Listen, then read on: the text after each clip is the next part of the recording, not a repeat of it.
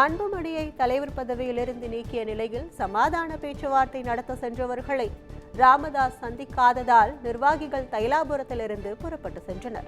பாமக தலைவர் பதவியில் அன்புமணியை நீக்கி ராமதாஸ் அறிவித்தார். இதையடுத்து பாமக நிறுவனர் ராமதாஸை சந்திப்பதற்காக காத்திருந்த பாமக வழக்கறிஞர் பாலு, தருமபுரி முன்னாள் எம்பி செந்தில்குமார், சேலம் தொகுதி முன்னாள் சட்டமன்ற உறுப்பினர் கார்த்திக், பசுமை தாயகம் அருள் தைலாபுரம் தோட்டத்திற்கு வருகை தந்து 3 மணி நேரத்திற்கும் மேலாக காத்திருந்தனர். ஆனால் ராமதாஸ் அவர்களை சந்திக்காமல் மறுத்திருக்கிறார். இதனைத் தொடர்ந்து அனைவரும் புறப்பட்டு சென்றனர்.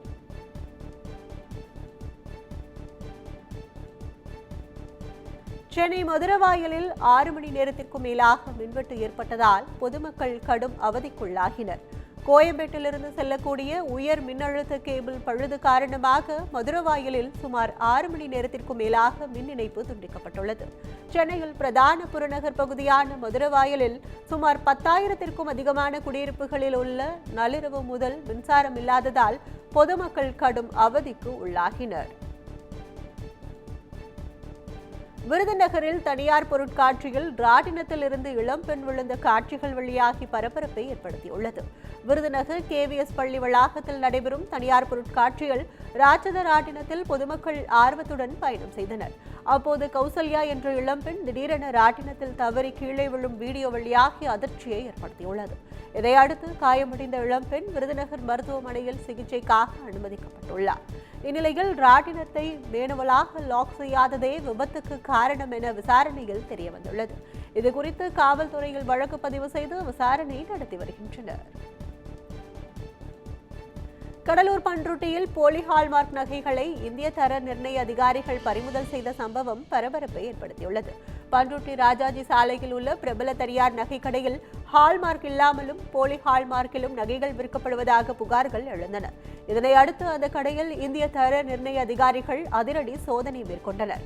அப்போது ஹால்மார்க் எண் இல்லாமலும் போலி ஹால்மார்க்கிலும் விற்கப்பட்ட 4.8 கோடி ரூபாய் மதிப்புள்ள 5.4 கிலோ தங்க நகைகளை பறிமுதல் செய்தனர். இதுகுறித்து உரிய விசாரணை நடத்த உள்ள தெரிவிக்கும் அதிகாரிகள், குற்றம் நிரூபிக்கப்பட்டால் நகைக்கடை உரிமையாளருக்கு 1 வருட தண்டனையும், பறிமுதல் செய்யப்பட்ட பொருட்களின் 5 மடங்கு மதிப்பு அபராதம் விதிக்கப்படும் என அதிகாரிகள் தெரிவித்துள்ளனர். திருச்சி மாவட்டம் துறையூர் அருகே இறுதி ஊர்வலத்தில் ஏற்பட்ட வெடி விபத்தில் ஒருவர் பரிதாபமாக உயிரிழந்தார்.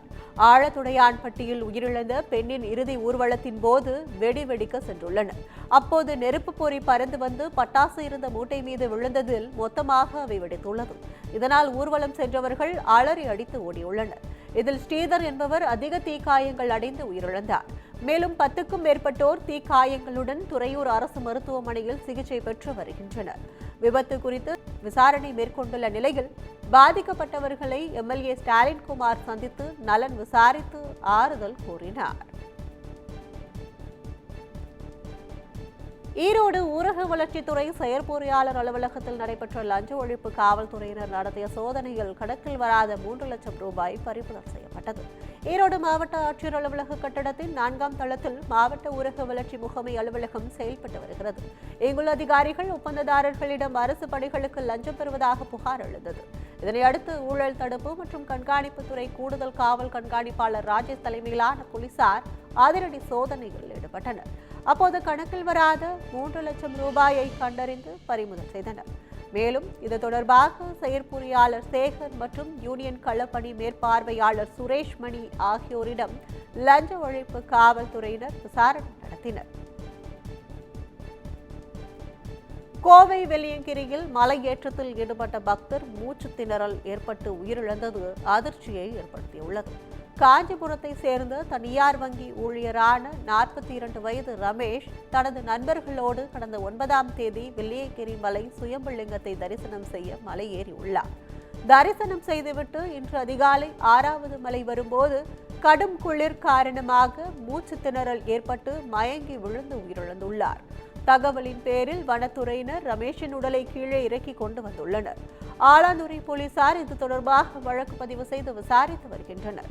ரமேஷுக்கு மனைவி மற்றும் 2 குழந்தைகள் உள்ளனர்.